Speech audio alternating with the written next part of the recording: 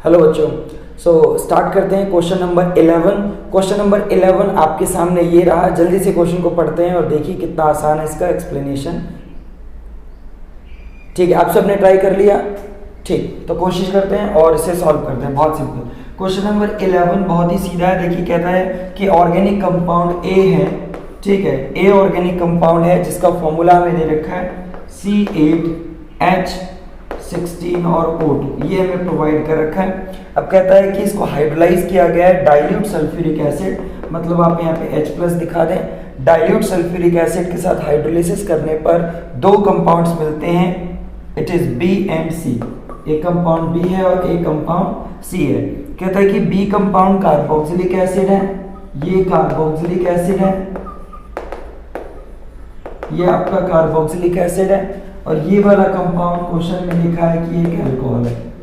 ठीक है, आगे लिखा है कि अगर हम कंपाउंड C का ऑक्सीडेशन करें, कंपाउंड C का ऑक्सीडेशन किया जाए क्रोमिक एसिड से, इस तरीके से ये क्रोमिक एसिड जो कि ऑक्सीडाइज करता है, ऑक्सीडेशन किया जाए तो ये कंपाउंड B बनाता है। ठीक है, ये कंपाउंड B बनाता है, जबकि लिखा हुआ है कि कंपाउंड C ऑन डिहाइड्रेशन। ठीक है, कंपाउंड C का अगर हम डिहाइड्रेशन करें बच्चों, ठीक, सो डिहाइड्रेशन करने पर यानी कि अगर इसमें से वाटर हटाया जाए तो ये प्रोडक्ट हमें देता है ब्यूट 1ene। लिखा हुआ है कि रिएक्शंस लिखो। ठीक है, तो रिएक्शंस लिखने का मतलब है आइडेंटिफिकेशन ABC का पता लगाते हैं। सबसे पहले देखते हैं कि क्या कुछ हिंट और कहाँ से मिल रही है। देखो ये जो कंपाउंड है इसमें देखिए फर्दर आपके 2 ऑक्सीजन है। ठीक है, 2 ऑक्सीजन है तो पॉसिबल है कि ये आपका या तो कार्बोक्सिलिक हो, ठीक है, या तो कार्बोक्सिलिक एसिड हो सकता है, या फिर आपका एस्टर हो सकता है। साथ ही साथ देखा जाए इसमें 6 कार्बन से ज़्यादा कार्बन अवेलेबल है, तो पॉसिबिलिटी है कि कहीं ना कहीं हो सकता है कि ये एरोमेटिक सिस्टम हो, मतलब इसमें बेंजीन अवेलेबल हो। तो ये कुछ चांसेस हैं इसके फॉर्मूले को देख करके। अब देखा जाए तो इस A का हाइड्रोलिसिस हो रहा है। ठीक है, इस A का क्या हो रहा है, एसिड की प्रेजेंस में हाइड्रोलिसिस हो रहा है और ये 2 कंपाउंड बनाता है। अगर आपने बहुत ध्यान से चीज़ों को पढ़ा हो तो आप समझ चुके होंगे कि ये कंपाउंड इनमें से कौन सा है, क्योंकि हाइड्रोलिसिस हो रहा है, कार्बोक्सिलिक मिल रहा है और अल्कोहल, तो कार्बोक्सिलिक से कार्बोक्सिलिक तो मिलता नहीं है, मतलब ये कंपाउंड क्या है, एस्टर। ये बात ठीक है, यानी एस्टर का जब हाइड्रोलिसिस करते हैं तो हमें कार्बोक्सिलिक एसिड का एक मॉलिक्यूल और एक मॉलिक्यूल आपको किसका मिलता है, अल्कोहल का। ठीक है, अब समझने वाली बात ये है कि ये कोई स्ट्रेट चेन कंपाउंड है या फिर एरोमेटिक, इसे देखना है। तो कहता है कि B कार्बोक्सिलिक एसिड है और A आपका मतलब जो C है आपका अल्कोहल है। अब यहाँ पे अगर थोड़ा सा देखें कि अगर ये एस्टर है बच्चों, तो एस्टर का फॉर्मेट तो कुछ इस तरीके से होता है ना, इधर भी कार्बन की चेन होगी, इधर भी कार्बन की चेन। अब देखने वाली बात ये है कि आप सबको यहाँ से ये समझना है कि जब इसका हाइड्रोलिसिस होता है तो ये हिस्सा जो होता है बच्चों, ये वाला, ये कार्बोक्सिलिक प्रोड्यूस करता है। आपको मैं बता दूं, ये कार्बोक्सिलिक एसिड प्रोड्यूस करता है और ये हिस्सा अल्कोहल को प्रोड्यूस करता है। ठीक है, अब आप समझिए यहाँ से कार्बोक्सिलिक ये वाला हिस्सा, मतलब इधर वाला जिसके साथ CO जाएगा, और अल्कोहल आपका ये। क्योंकि ऐसा इसलिए बोल रहा हूँ क्योंकि अल्कोहल का जब डिहाइड्रेशन किया गया, इसमें से जब वाटर निकाला तो हमें ब्यूट 1ene मिला। मतलब ब्यूट 1ene का मतलब ये हुआ कि कहीं ना कहीं कुछ 4 कार्बन की एक सीधी चेन है, 4 कार्बन की एक सीधी चेन है। देखो है ना, तो 4 कार्बन की अगर सीधी चेन है तो अल्कोहल ये वाला हिस्सा था, अल्कोहल यहाँ से मिलेगा, तो यहाँ पे 4 कार्बन की चेन रही होगी, मतलब एरोमेटिक नहीं पॉसिबल है। 4 कार्बन की एक स्ट्रेट चेन है, तो इसका मतलब यहाँ पे 4 कार्बन स्ट्रेट चेन की फॉर्म में क्या होंगे, प्रेजेंट होंगे। बात समझ आई बच्चों? अच्छा, साथ ही साथ यहाँ पे देखें तो ये भी कहता है कि ये अल्कोहल, अगर हम यहाँ पे इसको मान के चल लेते हैं कि 4 कार्बन का अल्कोहल है, अब ये हो सकता है कि भाई इस अल्कोहल का OH यहाँ प्रेजेंट हो, क्योंकि भाई इससे भी एल्कीन मिल सकती है वाली, ध्यान से देखो, और इस अल्कोहल की स्ट्रक्चर ऐसी भी हो सकती है, ये देखिए, क्योंकि इसके डिहाइड्रेशन से भी आपको ये एल्कीन मिलेगी। तो अब समझने वाली बात ये है बच्चों कि अब नीचे वाले रिएक्शन का सहारा लेना पड़ेगा, क्योंकि हमारे पास दो पॉसिबल स्ट्रक्चर आ रही हैं किसकी, इस अल्कोहल की। तो जब इसका ऑक्सीडेशन किया जा रहा है तो ये एक स्ट्रॉन्ग ऑक्सीडाइजिंग एजेंट होता है, ठीक है, स्ट्रॉन्ग ऑक्सीडाइजिंग एजेंट होता है क्रोमिक एसिड। तो ये क्या करता है, अल्कोहल को डायरेक्टली ऑक्सीडाइज करता है कार्बोक्सिलिक में, अल्कोहल को डायरेक्टली ऑक्सीडाइज करता है कार्बोक्सिलिक में। अब ये और ये दोनों सेम है, तो जब 4 कार्बन की चेन वहां पे है तो पक्की बात है 4 कार्बन एटम्स की चेन यहाँ पे रही होगी। तो समझ लो इसके ऑक्सीडेशन से ये मिल रहा है, इसके ऑक्सीडेशन से ये मिल रहा है। तो आप जरा ध्यान दो, जब आप प्राइमरी वाले अल्कोहल को ऑक्सीडाइज करोगे, जब आप प्राइमरी वाले अल्कोहल को ऑक्सीडाइज करोगे तभी आपको एक स्ट्रेट चेन कार्बोक्सिलिक एसिड देखने को मिलेगा, क्योंकि 2 डिग्री से स्ट्रेट चेन कार्बोक्सिलिक एसिड नहीं मिलेगा, ठीक है, क्योंकि CO ग्रुप यहाँ पे ये कीटोन में कन्वर्ट होगा, ये कीटोन में कन्वर्ट हो जाएगा और कीटोन के ऑक्सीडेशन से 3 कार्बन की चेन अलग और 1 कार्बन की अलग। कहने का मतलब हुआ कि अगर कार्बोक्सिलिक एसिड मिल रहा है यहाँ पे, ये ना बी बता तो रहा था कार्बोक्सिलिक एसिड है, तो इसके ऑक्सीडेशन से ये वाली अल्कोहल सॉरी ये वाला कार्बोक्सिलिक ही पॉसिबल है, जिसमें आपका OH टर्मिनल कार्बन पे। तो इस तरीके से हमने इसका भी पता लगा लिया, मतलब A कंपाउंड अभी हमने नहीं बनाया, बट C कंपाउंड हम पता लग गया, यहाँ पे लिख देते हैं कंपाउंड B एंड C हमें पता लग चुके हैं। तो कंपाउंड B क्या है बच्चों, 4 कार्बन का एक अल्कोहल यानी कि ब्यूटेन 1 ऑल। C कंपाउंड देखो क्या है बच्चों, कंपाउंड B ये वाला है, तो यहाँ पे मुझे कंपाउंड C फिर ये वाला रहेगा, ठीक। अब कंपाउंड A बनाते हैं, चलो अब तो बड़ा आसान है। तो ये 4 कार्बन की एक सीधी चेन, ठीक है, तो इधर भी 3 कार्बन की चेन रहेगी, क्योंकि चौथा कार्बन आपको यहाँ से मिल रहा है। मतलब A जो है वो आप कैसे बनाओगे, देखो जरा, 4 कार्बन की सीधी चेन बनाओ और इधर कितने कार्बन लगाओगे बच्चों, 3, क्योंकि ये टोटल मिलके 4 का कार्बोक्सिलिक और ये टोटल मिलके 4 का अल्कोहल। तो हो गया है आपका क्वेश्चन। जल्दी से इस क्वेश्चन को लिख लें अच्छे तरीके से और इसका आंसर भी लिख लें, तो ऐसे आपको पता लगेगा। तो हटा दीजिए जल्दी से, अगला क्वेश्चन करते हैं। हाँ बच्चों, तो आपके सामने क्वेश्चन नंबर जो आपका 12 है ये रहा। जल्दी से क्वेश्चन पढ़ते हैं और बहुत ही प्यारा क्वेश्चन है, थोड़ा सा ध्यान लगा करके पढ़िएगा। चलो स्टार्ट करें बच्चों, चलो आप स्टार्ट करते हैं। तो क्वेश्चन नंबर 12 कहता है, देखिए क्वेश्चन नंबर 12 कहता है कि एक ऑर्गेनिक कंपाउंड A है, ठीक है, ऑर्गेनिक कंपाउंड A है जिसका मॉलिक्यूलर फॉर्मूला है C8H8O। क्लियर बच्चों, C8H8O। अब कहता है कि ये ऑरेंज रेड प्रेसिपिटेट बनाता है DNP रिएजेंट के साथ। तो पहली इंफॉर्मेशन लेते हैं, 2,4-DNP रिएजेंट के साथ ये रिएक्ट करता है और कहीं ना कहीं ऑरेंज प्रेसिपिटेट्स बनाता है, रेड ऑरेंज PPT बनाता है। चलिए ये बात रिकॉर्ड कर ली हमने, ठीक। उसके बाद कहता है कि साथ ही साथ ये येलो प्रेसिपिटेट भी बनाता है, ये येलो प्रेसिपिटेट भी बनाता है, किसके साथ, I2NaOH के साथ, किसके साथ, I2NaOH के साथ ये येलो प्रेसिपिटेट बनाता है। तो ये भी मैंने लिख दिया यहाँ पे, ओके। उसके बाद देखते हैं आगे कौन सी इंफॉर्मेशन है। लिखा हुआ है यहाँ पे आगे लिखा हुआ है it neither reduces Tollens reagent nor Fehling's reagent. तो चलो यहाँ पे लिख देते हैं कि ना तो ये टॉलेंस टेस्ट देता है, इसका मतलब टॉलेंस टेस्ट नहीं देता, साथ ही साथ ये फेलिंग्स टेस्ट भी नहीं देता, चलो ये मना कर दिए। अब कहता है ना ही ये ब्रोमीन वाटर को डिकलराइज करता है, तो ये भी लिख देते हैं। ब्रोमीन वाटर जब इसके अंदर डालते हैं तो इसको भी ब्रोमीन वाटर टेस्ट कहते हैं, ठीक है। ब्रोमीन वाटर को डिकलराइज ना करना मतलब हम लोग ब्रोमीन वाटर से टेस्ट परफॉर्म कर रहे हैं, नहीं डिकलराइज हुआ मतलब ब्रोमीन वाटर टेस्ट नहीं देता। साथ ही साथ ये बेयर्स रिएजेंट टेस्ट भी नहीं देता, तो अभी हम आपको बताते हैं इसके बारे में। अभी क्वेश्चन को लिख देता हूँ जैसे ये बता रहा है ठीक है, इतनी इंफॉर्मेशन हमने लिख ली। अब आगे लिखा है ऑन ड्रास्टिक ऑक्सीडेशन, बहुत स्ट्रॉन्ग ऑक्सीडेशन करने पर, ठीक है, ये कार्बोक्सिलिक एसिड प्रोड्यूस करता है। It gives a carboxylic acid जिसका मॉलिक्यूलर फॉर्मूला दिया है। मतलब इसको मैं किधर लिखूं? ओके, मैं इसको यहीं नीचे ही हम लोग लिख लेते हैं इसको, ठीक है। क्रोमिक एसिड के साथ ये कार्बोक्सिलिक एसिड बनाता है, कार्बोक्सिलिक एसिड बनाता है, ठीक है, ड्रास्टिक ऑक्सीडेशन। और इस कार्बोक्सिलिक एसिड का जो फॉर्मूला है C7H6O2। तो इस तरीके से सवाल को बहुत ध्यान से आप पढ़ेंगे।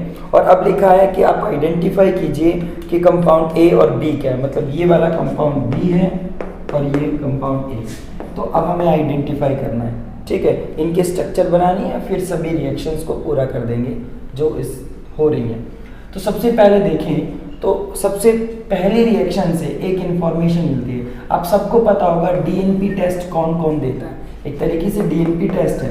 डीएनपी टेस्ट एल्डिहाइड्स और कीटोन्स देते हैं, ठीक है, ऐसे कंपाउंड जिनमें कार्बोनिल ग्रुप होता है, मतलब एल्डिहाइड्स और कीटोन्स इस टेस्ट को परफॉर्म करते हैं। मतलब यहाँ से पहली रिएक्शन से ये बात क्लियर हो जाती है कि ये वाला कंपाउंड या तो बच्चों एल्डिहाइड है, ठीक है, या फिर ये वाला कंपाउंड क्या है? कीटोन है। इनमें से कोई एक है। चलो सेकेंड इंफॉर्मेशन देखते हैं कि इस कंपाउंड को जब NaOH और I2 से ट्रीट करते हैं तो ये येलो प्रेसिपिटेट देता है। तो मतलब हुआ ये बच्चों कि आपको आयोडीन और NaOH के साथ जब ट्रीटमेंट ये मतलब इसको ट्रीट किया जाता है तो आपको याद होगा ये आइडोफॉर्म टेस्ट है। बच्चों ये जितनी भी इंफॉर्मेशन यहाँ तक दे रखी है ये सारे टेस्ट हैं। तो आप सभी को ऑर्गेनिक कंपाउंड्स के टेस्ट बहुत अच्छे से याद होने चाहिए। अगर इन केस आपको टेस्ट नहीं याद है या नहीं पता है तो आपको मैंने इस वीडियो के ग्रुप में डिस्क्रिप्शन बॉक्स में लिख दिया हुआ है, आप वहाँ से उस वीडियो को जरूर चेक करें। सारे के सारे टेस्ट आप टिप्स पे आ जाएंगे आपको, ठीक है। सो आयोडीन और NaOH के साथ ट्रीट करने पर येलो पीपीटी मिला। मतलब ये इंफॉर्मेशन यहाँ से ये देता है कि कहीं ना कहीं अगर ये एल्डिहाइड कीटोन है तो उनमें एक मिथाइल ग्रुप है जो CO ग्रुप के साथ प्रेजेंट है। आइडोफॉर्म टेस्ट से ये इंफॉर्मेशन मिलती है कि अगर कोई भी इनमें से मतलब एल्डिहाइड कीटोन कोई भी प्रेजेंट है तो इनका जो CO ग्रुप है उसके साथ एटलीस्ट एक मिथाइल जरूर प्रेजेंट होगा। ऐसे बोलते हैं मिथाइलेटेड, मतलब ये दोनों कहीं ना कहीं मिथाइलेटेड होंगे। अच्छा, अगली बात, टॉलेंस टेस्ट नहीं देता है तो यहाँ से ये बात क्लियर हो जाती है कि ये कंपाउंड आपका एल्डिहाइड नहीं है, क्योंकि एल्डिहाइड्स बच्चों Tollens test, Fehling solution test, bromine water test और बेयर्स टेस्ट, मतलब बेयर्स टेस्ट तो अभी रुकते हैं, ब्रोमीन वाटर टेस्ट तक देते हैं, ठीक है। इवन बेयर्स टेस्ट की अगर मैं आपको बात करूं, ये अनसैचुरेशन को रिप्रेजेंट करता है। किसको रिप्रेजेंट करता है? ये अनसैचुरेशन को बताता है कि आपके सिस्टम में एल्कीन तो नहीं है या एल्काइन तो नहीं है। तो यहाँ पे कहीं ना कहीं ये वाला टेस्ट इस चीज को भी रिप्रेजेंट कर रहा है कि इसमें सीधी चेन, अगर हम 8 कार्बन की सीधी चेन बनाएंगे तो अनसैचुरेशन तो जरूर आएगी। आपको कहीं ना कहीं वैलेंसी सेटिस्फाई करने के लिए डबल या ट्रिपल बॉन्ड लेने पड़ेंगे। और अगर आपके सिस्टम में डबल और ट्रिपल बॉन्ड है यानी अनसैचुरेटेड है तो पक्की बात है कि बेयर्स टेस्ट देगा। बेयर्स टेस्ट में क्या होता है? KMnO4 का कलर बदलता है, KMnO4 का कलर बदल जाता है, ठीक, जो इस बात को रिप्रेजेंट करता है कि आपके सिस्टम में अनसैचुरेशन है। और कलर अगर नहीं बदलता है इसका मतलब आपके सिस्टम में कहीं ना कहीं डबल और ट्रिपल बॉन्ड्स एब्सेंट है। क्लियर? इस बात को ध्यान दें, मतलब स्ट्रेट चेन नहीं है। इस वाले टेस्ट से पता लगा कि स्ट्रेट चेन नहीं, अगर कीटोन है तो वो एरोमेटिक हो सकती है, कहने का मतलब रिंग वाली हो सकती है। कैसे हो सकती है? रिंग। स्ट्रेट चेन नहीं हो सकती, क्योंकि 8 कार्बन की स्ट्रेट चेन अगर आप बनाते हो तो वहां पे कहीं ना कहीं अनसैचुरेशन जरूर आएगा। तो इतनी इंफॉर्मेशन आपने कलेक्ट की कि कीटोन है, CH3CO ग्रुप प्रेजेंट है और एरोमेटिक रिंग के साथ होगा। क्लियर बच्चों? अब साथ में ये भी लिखा है कि अगर स्ट्रॉन्ग ऑक्सीडेशन करते हो तो कार्बोक्सिलिक मिलेगा। सो 7 कार्बन का कार्बोक्सिलिक। अब आप यहाँ पे एक्सपेक्टेड स्ट्रक्चर बनाओ उसकी। आप सोच सकते हो कि क्या स्ट्रक्चर होगी। तो मान लीजिए कि मैं यहाँ पे एक रिंग बना लेता हूँ, ठीक है। मैंने रिंग बनाया तो रिंग बनाते ही, ठीक है, बेंजीन रिंग यहाँ पे बनाएंगे। सबसे पहले आपने जैसे ही रिंग बनाया, अब कार्बोक्सिलिक एसिड मिल रहा है 7 कार्बन का। भाई 6 कार्बन तो यहीं पे हो गए, 6 कार्बन तो यही हो गए ना, देखो देखो। अब 7वां कार्बन तुम कार्बोक्सिलिक बनाने के लिए क्या करोगे, मतलब बी कंपाउंड की जो स्ट्रक्चर है ना बच्चों, वो यही पॉसिबल है जो कि बेंजोइक एसिड है ना। 7 कार्बन का यही पॉसिबल, आप फॉर्मूला मैच कर सकते हो, सेम आएगा बिल्कुल, ठीक है बच्चों। अच्छा, साथ ही साथ देखा जाए अब ए कंपाउंड की बात करें तो ए कंपाउंड में 2, अब देखो 6 कार्बन तो यही हो गए, बचे कितने, 2 कार्बन, और ये 2 कार्बन तो यही दिख रहे हैं। मतलब यहाँ पे आपको क्या करना था, आपको इस तरीके से यहाँ रिंग लगानी। ये आपका आंसर, ये आपका कंपाउंड ए है बच्चों, और ये आपका कंपाउंड बी है। तो इस तरीके से हर एक लाइन आपको आइडेंटिफाई करवाएगी आपके अननोन कंपाउंड्स के लिए। तो फटाफट इस चीज़ को बहुत अच्छे से नोट कर लें, ठीक है, बहुत अच्छे तरीके से इस सवाल को करें, और उसके बाद चलते हैं अगले क्वेश्चन की तरफ। तैयार क्वेश्चन नंबर 13 के लिए बच्चों, ठीक। सो ये रहा आपका क्वेश्चन। ये क्वेश्चन बहुत ही बढ़िया है, ध्यान से देखो, आप लोग ट्राई करना सब लोग, ठीक है। चलिए, सो क्वेश्चन किया सबने ट्राई, ठीक है। चलो अब करते हैं सॉल्व।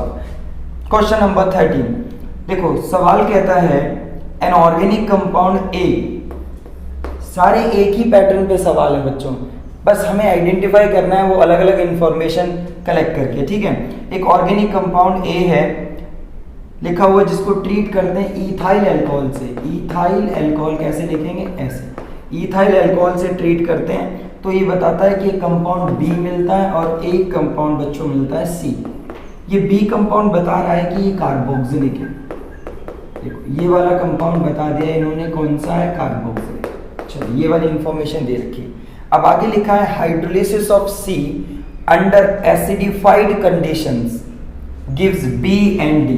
लो, हाइड्रोलिसिस इसका करा हमने एसिड हाइड्रोलिसिस, ठीक है, एसिड की प्रेजेंस में इसका हाइड्रोलिसिस किया बच्चों। तो लिखा हुआ है कि आपको बी एंड डी मिल रहा है, मतलब बी हमें वापस मिल रहा है और एक कंपाउंड हमें मिल रहा है डी। चलो ये भी लिख लिया हमने। अब आगे लिखा है oxidation of D with KMnO4, oxidation of D with KMnO4, D का ऑक्सीडेशन किया विद KMnO4, ठीक, डी का ऑक्सीडेशन किया with KMnO4, it also produces B. भाई ये वाला बी ही दे रहा है, लो इस तरीके से लिख लिया, ठीक है।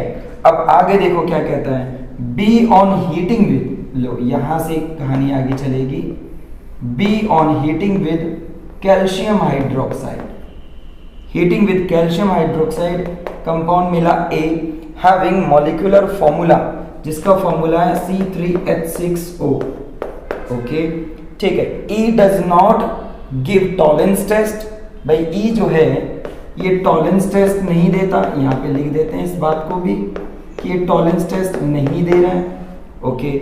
And does not reduce Fehling solution, साथ ही साथ ये फेलिंग सोल्यूशन को भी रिड्यूस नहीं कर रहा, मतलब ये वाला टेस्ट भी नहीं दे रहा है, ठीक है बच्चों, फेलिंग सोल्यूशन टेस्ट भी नहीं दे रहा है, ठीक है। लेकिन कहता है बट फॉर्म 2,4-DNP, मतलब 2,4-DNP रिएजेंट के साथ ये डाइनाइट्रोफिनाइल हाइड्रोजन बनाता है। कहने का मतलब हुआ कि अगर 2,4-DNP रिएजेंट डालें तो इसका प्रोडक्ट, उसका नाम लिखा हुआ है, इससे बनने वाला प्रोडक्ट फॉर्म हो रहा है। मतलब अगर मैं सीधा कहूँ तो प्रोडक्ट ऑब्टेन हो रहा है, और मैं यहाँ पे इसका कलर लिख देता हूँ ऑरेंज, येलो और रेड ऑरेंज, ठीक है, रेड ऑरेंज PPT।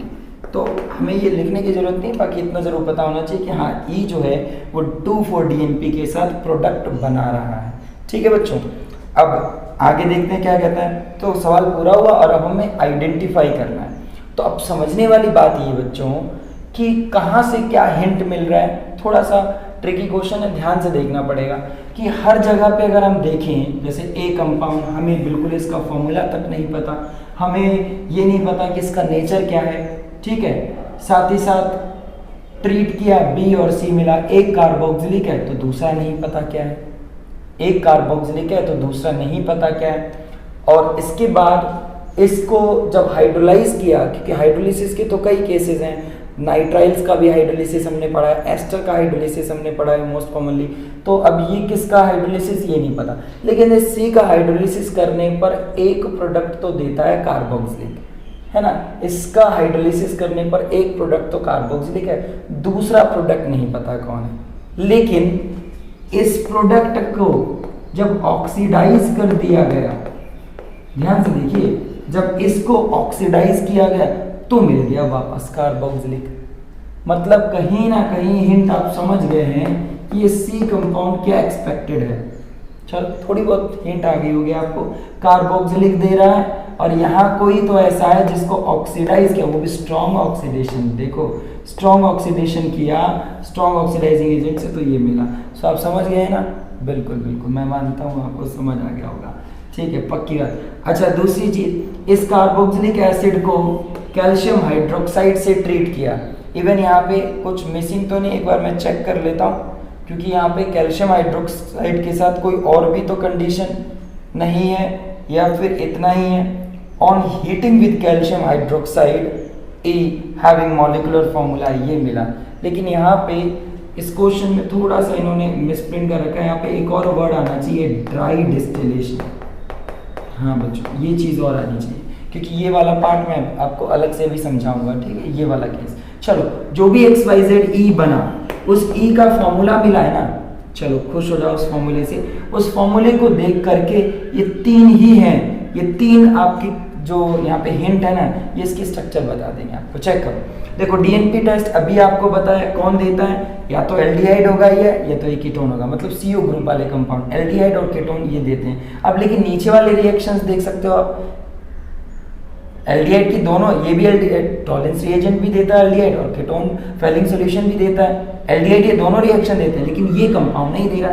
तो स्ट्रिक्टली बताओ ये E क्या है? E आपका एक्सपेक्टेड क्या है बच्चों? E आपका है कीटोन। अब जब कीटोन है तो सोचो 3 कार्बन की कीटोन कौन नहीं बना सकता? तो 3 कार्बन की कीटोन तो सबको आती है, ये लो यही तो बनेगी 3 कार्बन की कीटोन, ये लो E आपको यहीं से पता लग गया। अब E के पता लगने से बाकी की चीजें पता लग रही हैं, वो भी तो देखना पड़ेगा।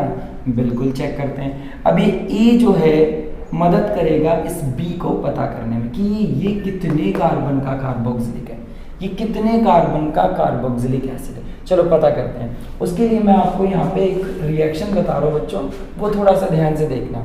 होता क्या है बच्चों, एक रिएक्शन है जिसमें एसिटिक एसिड, ध्यान देना, acetic acid CH3COH, acetic acid का कैल्शियम हाइड्रोक्साइड यूज करके सॉल्ट बनाते हैं। एसिड बेस रिएक्शन होगी बच्चों, तो ये बनेगा सॉल्ट, ठीक है, एसिड कैल्शियम एसीटेट। अब इस कैल्शियम एसीटेट का जब ड्राई डिस्टिलेशन करते हैं, क्या करते हैं बच्चों, जब ड्राई डिस्टिलेशन किया जाता है, डिस्टिलेशन नॉर्मली जब करते हैं, तो यहाँ से एक बाई प्रोडक्ट निकलता है जो कि कैल्शियम कार्बोनेट होता है, मतलब बाई प्रोडक्ट बनता है। साथ ही साथ एक मेन प्रोडक्ट होता है जिसका फॉर्मूला ये है। ये अलग से आप एक बार रिएक्शन को ध्यान रखना, ठीक है। कैल्शियम मतलब पहले तो एसिटिक एसिड का क्या बनाया, सॉल्ट विद कैल्शियम हाइड्रोक्साइड। वो जो कैल्शियम एसीटेट है जब उसका ड्राई डिस्टिलेशन करते हैं, मैं इसको कुछ इस तरीके से समझा देता हूँ। ये आपका CH3CO और CH3CO और O, बीच में क्या है यहाँ पे कैल्शियम है, ये इस तरीके से कैल्शियम से जुड़ा, ये 2+ चार्ज, ये माइनस और माइनस, ठीक है। तो अब हुआ क्या कि ये चेन इस कार्बन से जुड़ जाती है। बाकी के अगर आप देखें यहाँ पे, ये कैल्शियम कार्बोनेट पूरा एलिमिनेट होता है। कैल्शियम कार्बोनेट, एक कैल्शियम, एक कार्बन और 1 2 3 ऑक्सीजन, मतलब आपके सिस्टम में क्या रह जाएगा, CH3CO और इसके साथ एक CH3। कहने का मतलब है आपको एसीटोन मिलेगा। तो ये इसलिए बताना जरूरी है कि कई बार ये रिएक्शन हमें नहीं पता होती है, जिसकी वजह से यहाँ वाली आइडेंटिफिकेशन आपके लिए टफ हो जाएगी। E तो हमें पता लग चुका था कि ये कीटोन है, एसीटोन मतलब CH3CO CH3। अब ये देखो एसीटोन किससे मिला है, ऑफ कोर्स ये मिला है एसिटिक एसिड से। मतलब ये बात तो क्लियर हो गई उस रिएक्शन को समझ के कि सर ये है आपका एसिटिक एसिड, ठीक है बच्चों, ये मिला एसिटिक एसिड। अब जरा ध्यान देना, ये 2 कार्बन का कार्बोक्सिलिक एसिड है जो कहाँ कहाँ से मिल रहा है, इस C के डायरेक्ट हाइड्रोलिसिस से मिल रहा है, डायरेक्ट हाइड्रोलिसिस से मिल रहा है, ठीक है, और इस D के ऑक्सीडेशन से मिल रहा है। अब आप खुद सोचो कौन सा ऐसा कंपाउंड है ऑर्गेनिक कंपाउंड जिसका एसिड हाइड्रोलिसिस आप करें, एसिड की प्रेजेंस में हाइड्रोलिसिस करें और वो कार्बोक्सिलिक एसिड बना दे। कौन? बिल्कुल ये आपका एस्टर है जिसका हाइड्रोलिसिस करने पर आपको एक तो मिला है, आपको एक साइड क्या मिला है बच्चों, कार्बोक्सिलिक एसिड, और एक साइड ये मिलेगा आपको अल्कोहल। यही होता है ऑर्गेनिक की बारीकियां अगर आपने थोड़ी बहुत पढ़ी है कि कौन क्या प्रोडक्ट देता है। तो एस्टर है यहाँ पे जिसकी हाइड्रोलिसिस से एसिड यानी कि कार्बोक्सिलिक एसिड और अल्कोहल मिला। अभी कार्बोक्सिलिक एसिड मिला तो कितने कार्बन का है, 2 कार्बन का मिला है। और अब देखो एक और बात, ये अल्कोहल कितने कार्बन का है, ये अल्कोहल कितने कार्बन का है, ये बात भी यहाँ से पता लग रही है क्योंकि इसी अल्कोहल का जब ऑक्सीडेशन आपने किया तो भी 2 कार्बन का कार्बोक्सिलिक मिला। तो ये अल्कोहल कितने कार्बन कैरी कर रहा है बताओ, बिल्कुल सही, ये अल्कोहल आपका 2 कार्बन कैरी कर रहा होगा, तभी तो 2 कार्बन का ही इसको क्या मिल रहा है, हमें क्या मिल रहा है, कार्बोक्सिलिक। सो 2 कार्बन का अल्कोहल और 2 कार्बन का क्या मिला हमें, कार्बोक्सिलिक। इस एस्टर से 2 का ये और 2 का ये। अब चलो बनाओ, याद करो मैंने कैसे बताया था आपको, एस्टर का फॉर्मेट क्या होता है, ये इधर वाला हिस्सा अल्कोहल से आता है तो अल्कोहल 2 कार्बन का है, चलो बनाओ CH2CH3। अब इधर वाला हिस्सा कार्बोक्सिलिक एसिड से आता है तो कार्बोक्सिलिक एसिड 2 कार्बन का, एक तो पहले से ही है और एक ही है, ठीक है। तो आपका कंपाउंड C भी बिल्कुल तैयार और ताजा।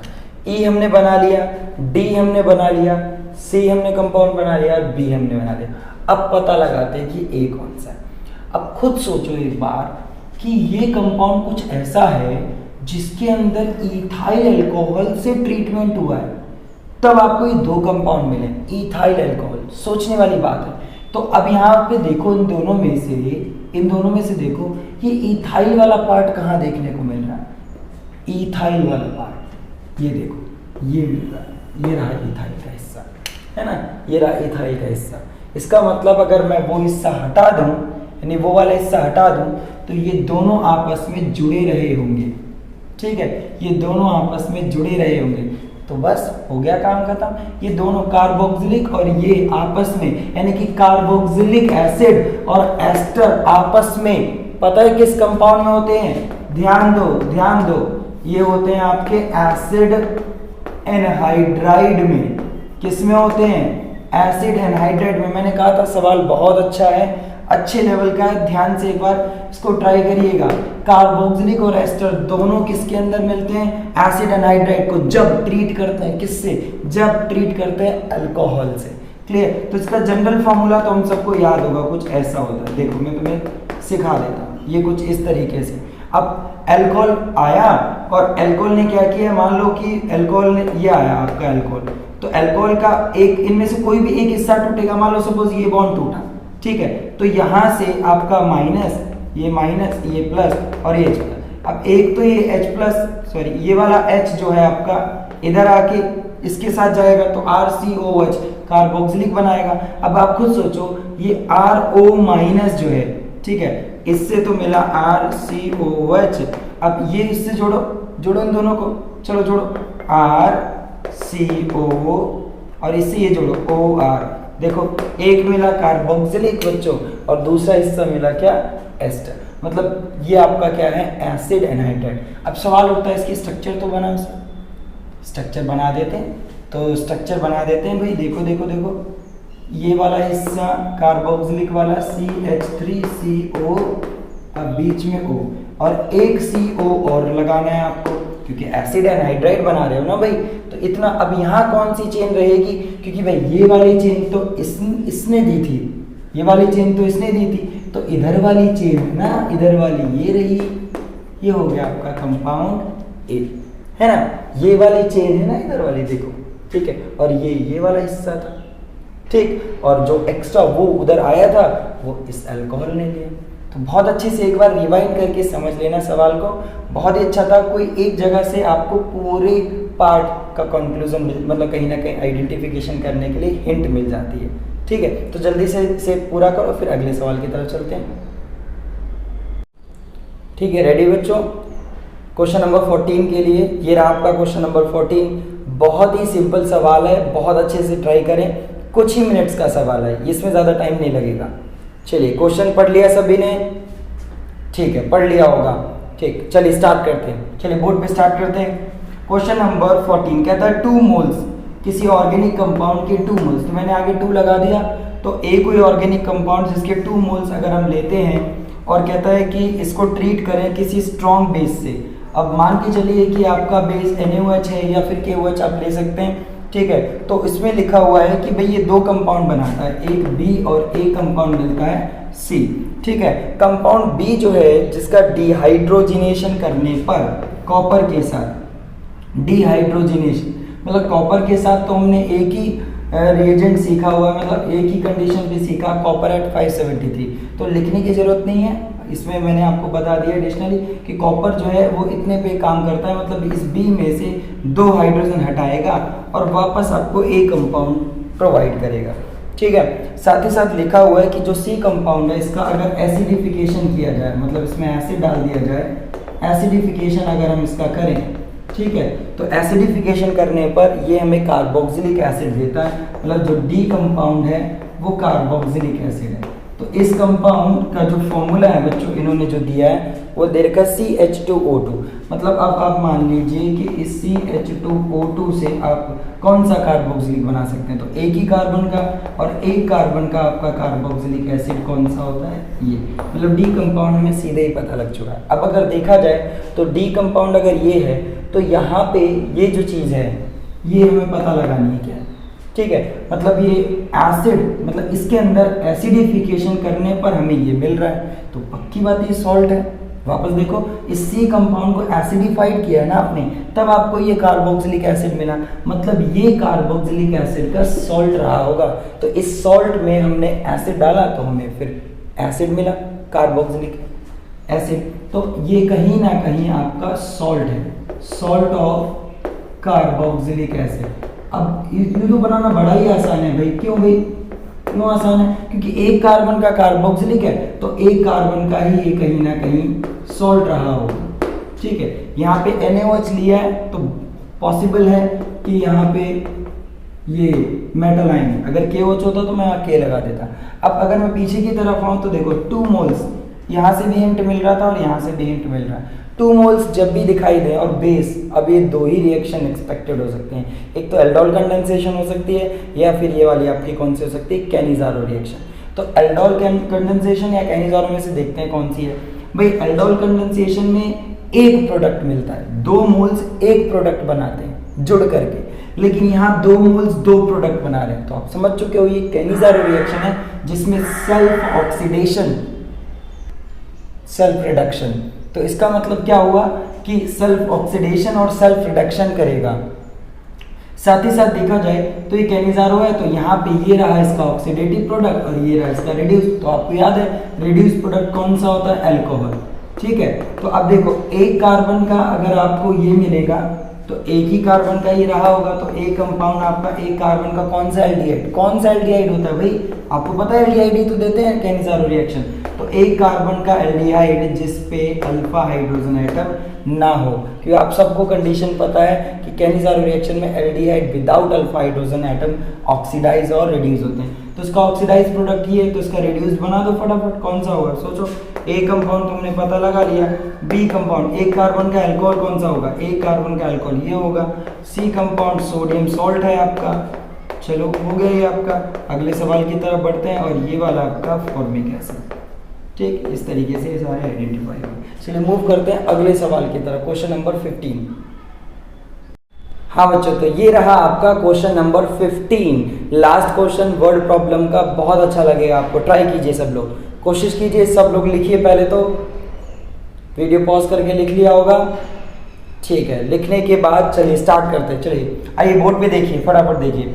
लिखा हुआ है कि एक एल्कीन है, एक कंपाउंड है, मतलब ए, जो कि ये भी बता रहा है कि एक एल्कीन है ये, और ये जो एल्कीन है बच्चों इसका फॉर्मूला है C5H10।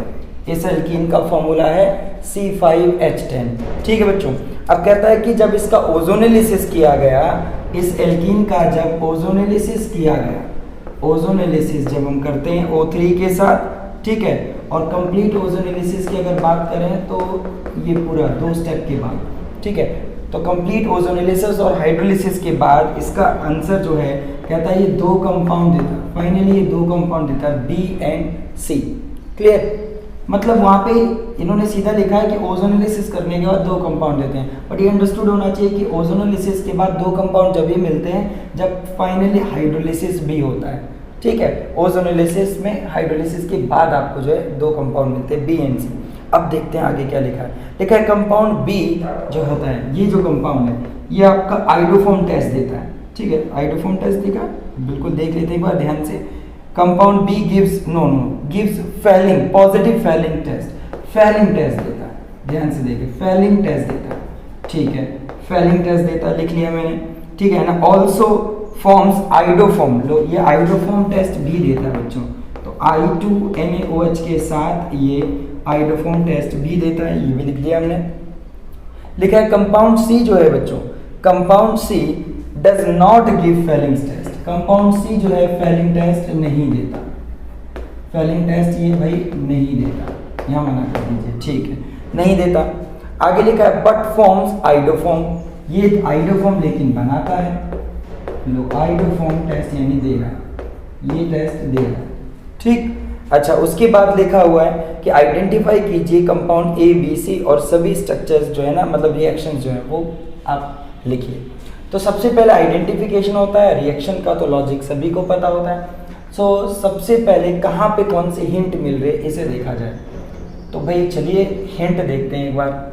सबसे पहले यहाँ B से स्टार्ट करते हैं, फिर C, इनकी हिंट को चेक करते हैं। लिखा है ये फेलिंग टेस्ट देता है, तो आप सबको पता है फेलिंग टेस्ट कौन से कंपाउंड्स देते हैं, फेलिंग टेस्ट एल्डिहाइड्स देते हैं, एल्डिहाइड्स देते हैं, ठीक है, और वो एल्डिहाइड्स जो एलिफेटिक है, जो सिंपल चेन वाले एल्डिहाइड्स हैं, मतलब ये कंपाउंड जो है बच्चों ये एल्डिहाइड है।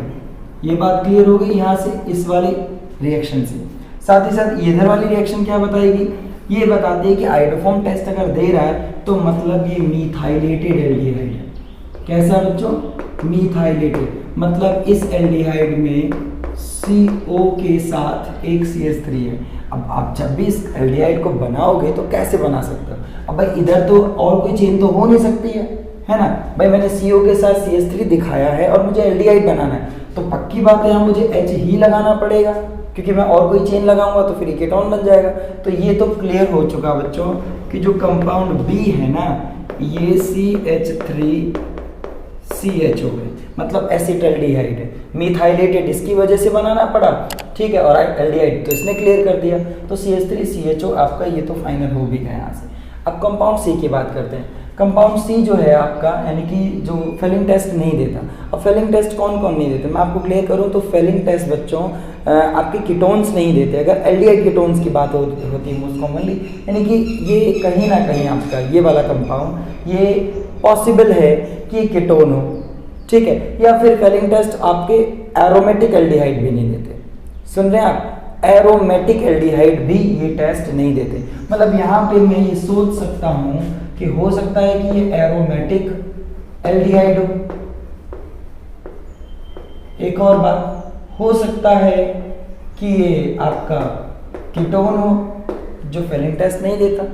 चलिए इधर से देखें तो सर इसमें क्या है, आइडोफॉर्म टेस्ट तो ये प्रोवाइड करता है। मतलब अगर ये एरोमेटिक एल्डिहाइड है, अगर ये एरोमेटिक एल्डिहाइड है तो उसमें मिथाइलेटेड होना चाहिए, या कीटोन है तो मिथाइलेटेड। कहने का मतलब दोनों में से कोई भी कंपाउंड है तो ये केस तो उसमें पक्का होगा। अब आप खुद सोचिए कि ये केस आप एरोमेटिक एल्डिहाइड में बना सकते हो? नहीं, क्योंकि एरोमेटिक एल्डिहाइड अगर आप बनाओगे तो ऐसा ही तो हो सकता है ना कि एक डायरेक्ट CHO ग्रुप जुड़ा हो, तो CO के साथ आप CH3 कैसे लगा सकते हो? मतलब ये चीज़ तो पॉसिबल नहीं है। तो यहाँ पे जो एक्सपेक्टेड कंपाउंड है वो कौन सा है, कीटोन। अब सवाल उठता है कि ये कीटोन कितने कार्बन का, यहाँ क्या लगाया जाए? तब आपको देखना होगा अपने पहले कंपाउंड को। ये एल्कीन थी, 5 कार्बन की थी, ये 5 कार्बन की एल्कीन का ओजोनोलिसिस किया, तो भाई 5 कार्बन के ही तो सिस्टम मिले होंगे कि इन दोनों का टोटल अगर देखा जाए तो 5 कार्बन नहीं आने चाहिए। इस वाले में देखो आपने कितने 1 2 दिए, तो पक्की बात है कि ये आपका कितने कार्बन के साथ होगा 3, 1 2 3 कार्बन। तो यानी कि कंपाउंड सी भी यहाँ पे क्लियर हो गया। तो कंपाउंड सी मैं यहाँ बना देता हूँ CH3COCH3। अब सवाल उठता है कि ये ए कैसे बनाएंगे, तो बहुत ही सिंपल होता है। जब आपको प्रोडक्ट पता लग जाते हैं तो वापस ओजोनोलिसिस का प्रोडक्ट लेना बड़ा ही आसान होता है। इवन मैंने आपको ओजोनोलिसिस वाली वीडियो में ये चीज़ बताई थी। अगर आपको ओजोनोलिसिस बहुत अच्छे से आता है तो बहुत अच्छी बात, और अगर बाई चांस आपको लगता है कि एक बार देखना चाहिए तो इस वीडियो के डिस्क्रिप्शन में मैंने ओजोनोलिसिस का भी लिंक दिया है, तो जरूर से आप देख सकते हैं। तो ओजोनोलिसिस देखो कैसे, आपको ओजोनोलिसिस का उल्टा प्रोडक्ट कैसे बना। एक बार आप बी प्रोडक्ट लिख लो और एक बार ये आप दूसरा वाला प्रोडक्ट भी लिख लो। अब दोनों ही प्रोडक्ट लिखो, दोनों प्रोडक्ट इस तरीके से लिखो। अब आपको क्या करना है, इनकी जो ऑक्सीजन है इन दोनों की वो हटा दीजिए, इनकी ऑक्सीजन हटा दीजिए दोनों की, और इन दोनों के कार्बन जो ऑक्सीजन से जुड़े थे इनको डबल बॉन्ड से जोड़ दीजिए, इनको डबल बॉन्ड से जोड़ दीजिए। ये ट्रिक काम आ जाएगी। तो इससे आप ए बना सकते हैं। चलिए स्टार्ट करूँ। CH3 ये यहाँ रहेगा, ये इतना रहेगा CH। अभी CH कितने बॉन्ड से इससे जोड़ना है, 2 बॉन्ड से जोड़ना है, और उसका ऑक्सीजन अब नहीं लगाना है, ध्यान रखना, ऑक्सीजन हटा देना है। और ये कार्बन आपका फर्दर कितने उधर से जुड़ा हुआ है कार्बन से, एक CH3 से, एक इधर। ये लीजिए आपकी एल्कीन हो गई तैयार। तो आपके तीनों कंपाउंड्स पूरे इस तरीके से वर्ड प्रॉब्लम आप बहुत अच्छे से ट्राई कर सकते हैं। बहुत बढ़िया पढ़ाई कीजिए और बहुत बहुत अच्छा रिजल्ट लेके आइए।